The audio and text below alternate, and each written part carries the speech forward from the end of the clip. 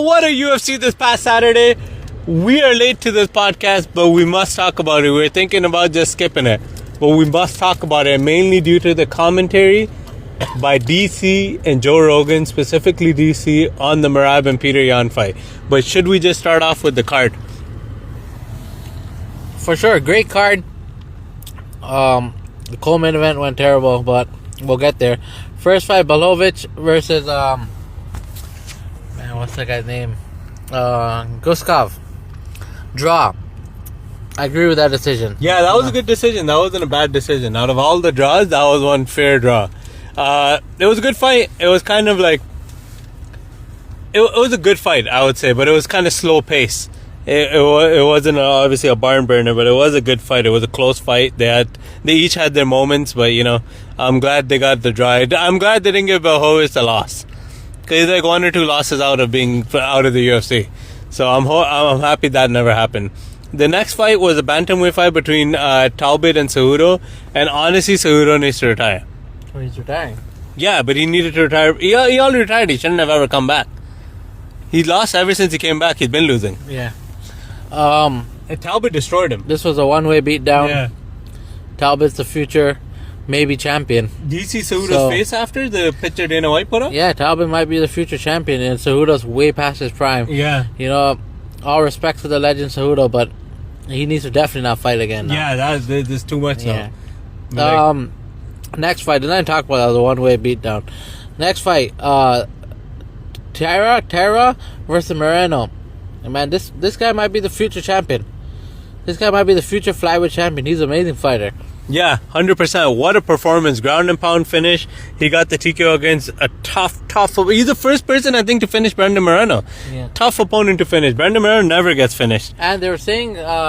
the commentator was saying they should have let that fight go on for a bit longer, but I think it was a good stoppage. Yeah, I disagree with that. I think it was a good stoppage. Just because the guy shows heart in the past doesn't mean you need to give him more brain damage. He was in no position of getting up. He was never going to get to a better position. He was getting beat down. He was getting ground and pounded, and it was a good stoppage. So I don't know. Right off the bat, the commentary team lost me right there.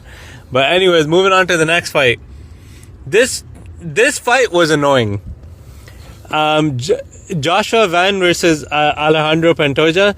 If you guys watched the fight, Joshua Van went for a takedown. Alejandro Pantoja stuck out his arm, tried to prevent the takedown. No, he didn't go for a takedown. He literally just pushed him. No, he pushed him. Whatever. He just pushed him down because they threw a kick. He just pushed him down, and Pantoja dislocated or broke his arm or shoulder, one or the other. Apparently he dislocated his shoulder, which was hilarious because when Megan Levy was telling Joe Rogan and DC, they weren't believing her. And she's like, I'm reading the doctor's report. Yeah, it's his shoulder. Because it looked like his elbow. Yeah. But there might have been 2 dislocations. The elbow might have went back into place by the time he got to the doctor backstage. But it's a terrible way to lose. And, it sucks for the Yan too, because he won, but Van. But he won in a way he didn't want to win. But I don't believe you should celebrate. Even though you work your whole life to be a champion, I don't think you should celebrate in that type of way. Yeah, he was celebrating like his coach was picking him up, or his corner, whoever that person was picking up on his shoulder, doing a lap around the ring or the octagon. You don't do that when you win like that. And you don't do that when you win like that against a legendary fighter like Pantoja. He gave you the opportunity for that fight. He would most likely 10 out of 10 times probably win that fight. To be honest with you, maybe 9 out of 10 times, you always stand a chance. You can't celebrate like that when you literally did nothing to win that fight. It was a freak accident. And you're celebrating like you did something exceptional. You didn't.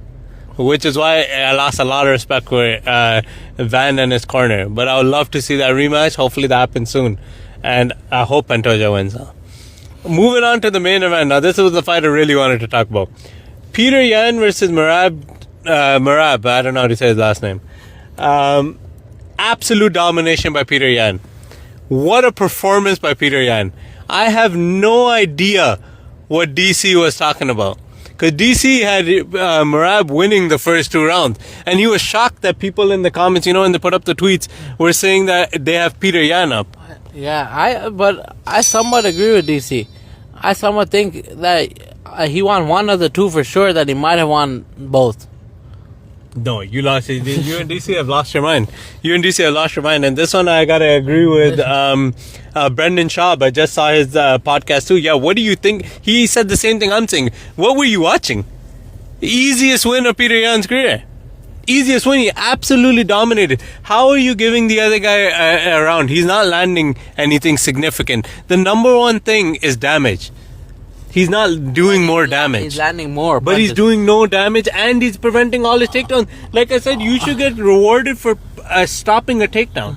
How do you not get rewarded for that? Also, how is every win the easiest fight of the person's career? Peter Yan's easiest fight of his career. It's a hard fight. Merab probably won 2. He lost. I agree. Peter Yan won the fight, but it's either 3-2 or 4-1. It's 5-0. It's definitely not 5-0. It's 5-0. No judge give 5-0. 5-0. It should have been 5-0. He doesn't know what he's talking about, but they need to do the rematch. They need to I agree with Brendan Schaub, 5-0. They need to do Merab's rematch because he's fighting with a broken hand apparently. He's fighting with some excuse. No. Last time Peter Yan said he had a broken hand. Yeah, but last time this guy said when you fought, who did he fight before this? That he came in with Omer. He fought Omer. That he came in infection or some injury in his leg then too. Stop making excuses. If you come into the ring and you're fighting, apparently no fighter is ever 100%. So all of you are at the same disadvantage.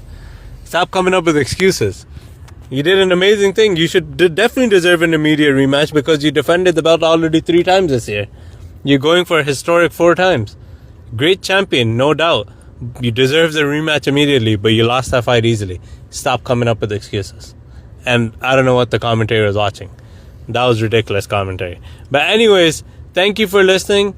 Tune in next time when we discuss any upcoming sports. Thank you.